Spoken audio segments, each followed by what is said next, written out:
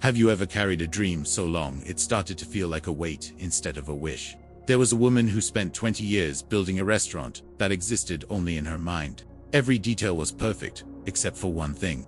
It wasn't real. But what happened when she finally tried to bring it to life wasn't what she expected. Let me tell you the part of the story no one sees coming. In a city where glass towers touched the clouds, Maya moved through luxury hotels like a ghost. She cleaned rooms where other people's dreams lived.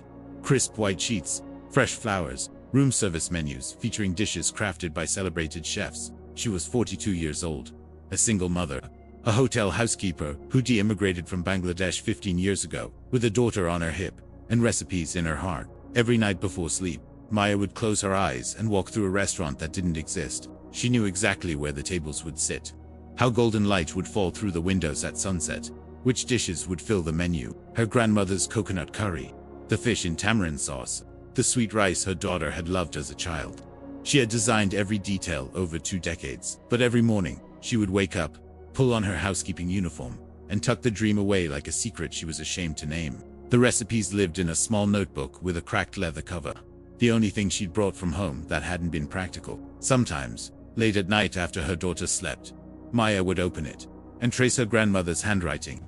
Instructions written in Bengali, stained with turmeric and thyme. She had tried once, years ago, to make the dream real. She'd researched business licenses, calculated costs, allowed herself to imagine, but the numbers were impossible. And beneath all of it ran a darker current. Who do you think you are?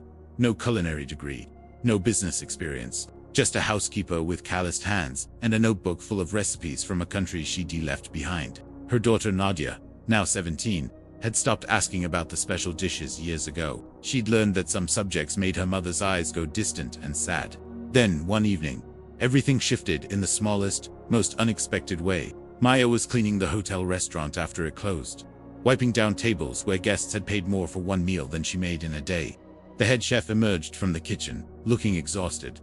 He didn't usually acknowledge the cleaning staff, but tonight he paused.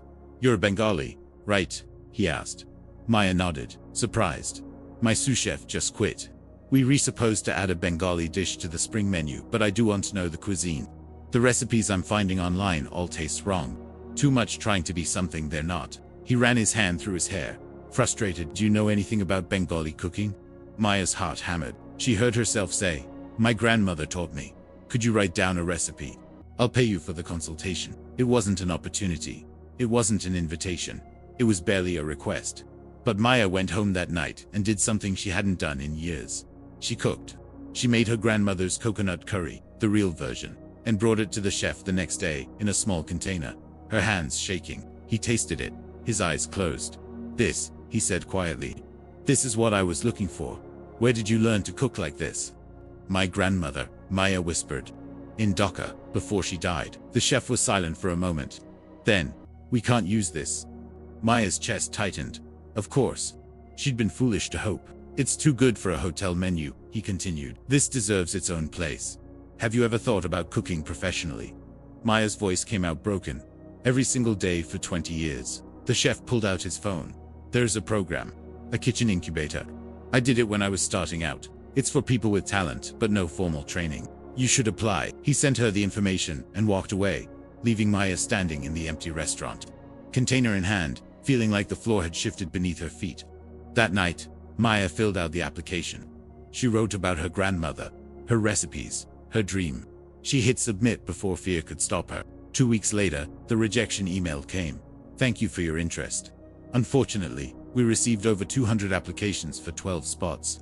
We encourage you to apply again next year." Maya read it 3 times. Then she closed her laptop and put the notebook back in the drawer. She'd tried. She'd failed. That was the end of it. But the next morning, her daughter was sitting at the kitchen table with Maya's laptop open. "Mama," Nadia said, her voice shaking. "I read the email. The rejection." Maya's face burned with shame. "I'm sorry you saw that. I should have. Why did you give up?" Nadia interrupted. "You got one no, and you just stopped." "Nadia, there were 200 people. I'm just a what?" Her daughter's eyes were fierce. "Just someone who's been too afraid to try." "Mama, do you know what I've learned from watching you? I've learned that dreams are things we talk about but never touch. I've learned that when things get hard, we give up." "Is that what you want to teach me?" The words hit Maya like a physical blow. I'm scared, Maya whispered. Good, Nadia said. Be scared, and do it anyway. That chef believed in you. I believe in you. When are you going to believe in yourself? That night, Maya didn't reapply to the incubator. Instead, she did something more terrifying. She called the chef and asked if the hotel had a kitchen she could rent after hours. He said yes. She posted on social media, her first post ever, pop-up dinner, my grandmother's recipes. 10 seats. Pay what you can afford. She almost deleted it. Then Nadia reached over and hit share. 3 people signed up. Then 7. Then 12. The night of the dinner, Maya's hand shook so hard she could barely hold the spoon. What if no one came? What if they came and hated it? What if she'd deluded herself for 20 years? The first guest arrived. Then the second. By 7 o'clock, 12 strangers sat in a hotel meeting room Maya had transformed with borrowed tablecloths and her daughter's string lights. She served the coconut curry, the fish in tamarind sauce, the sweet rice, and she waited. An older woman took the first bite, closed her eyes, and began to cry. I'm sorry, the woman said, wiping her eyes. I haven't tasted food like this since my mother died. How did you know exactly what I was hungry for? Maya looked at her daughter, who was serving water with shaking hands and fierce pride in her eyes. Because I know what it's like to hunger for something that feels like home, Maya said. 6 months later, Nani's table runs twice a month. Maya was rejected by the incubator 2 more times. She applied for a loan and was denied. 3 pop-up dinners had only 4 people show up, but she kept going. Not because it was easy, because her daughter was watching. This story is for everyone who thinks one rejection means the end. It's for everyone who's been building something beautiful in their mind while living a smaller life in the world. The truth, no one tells you. Trying doesn't guarantee success, but giving up guarantees regret. Maya was 42 when she finally tried. She was 42 when she first failed. She was 42 when she learned that failure wasn't the ending, it was just the middle. Your dream doesn't need permission. It doesn't need to work perfectly the first time. It just needs you to keep trying when trying feels impossible. What dream have you been carrying? What rejection made you stop? Your daughter is watching. Your son is watching.